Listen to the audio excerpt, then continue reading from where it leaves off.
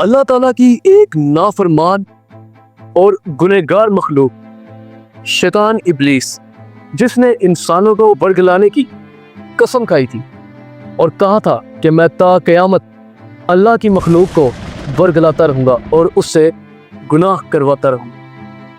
लेकिन क्या आपको पता है कि इस मखलूक ने एक बार तौबा करने का इरादा किया था? जी हाँ, बिल्कुल। आज से कई हजार साल पहले बनी इसराइल में एक बहुत ही जलील कदर नबी महबूस थे जिनका नाम था हज़रत मूसा अलैहिस्सलाम।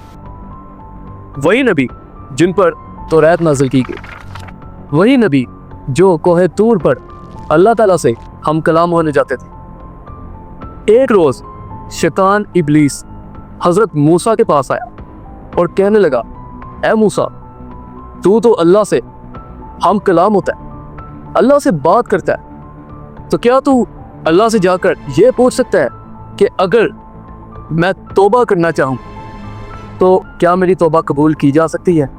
ये सुनकर हज़रत मूसा अलैहिस्सलाम बहुत खुश हुए और भागते हुए अल्लाह ताला से हम कलाम होने के लिए कोहे तूर पर गए और फरमाया, ऐ मेरे मालिक, तेरी नाफरमान मखलूक ने तौबा करने का इरादा कर दिया है, क्या उसकी तौबा कबूल की जा सकती है?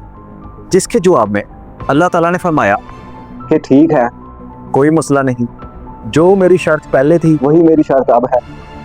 ये सुनकर हज़रत मूसा अलैहिस्सलाम बहुत ही खुश हो गए कि यार एक सजदा, सिर्फ एक सजदा और उसकी तौबा कबूल हो जाएगी। हज़रत मूसा से रहा न गया और वो हंसी खुशी भागते भागते शैतान इब्लीस के पास पहुंचे और इब्लीस से फरमाने लगे कि इब्लीस, जो शर्त तब थी वही शर्त तब है।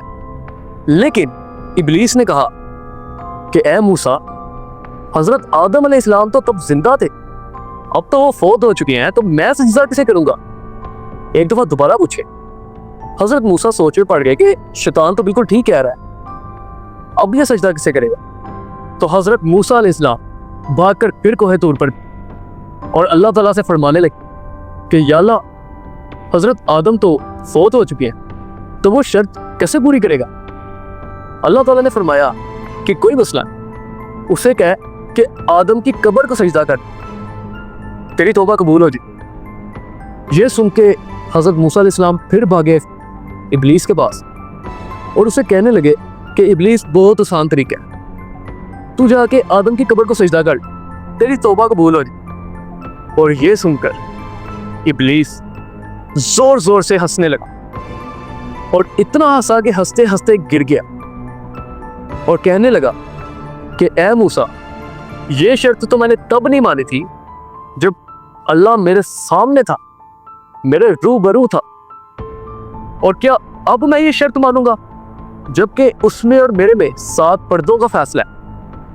यह सुनकर हज़रत मूसा को बहुत जलाल आ गया और उन्होंने इब्लीस से कहा कि तू ता क़यामत बदबख्ती रहेगा। सब्सक्राइब।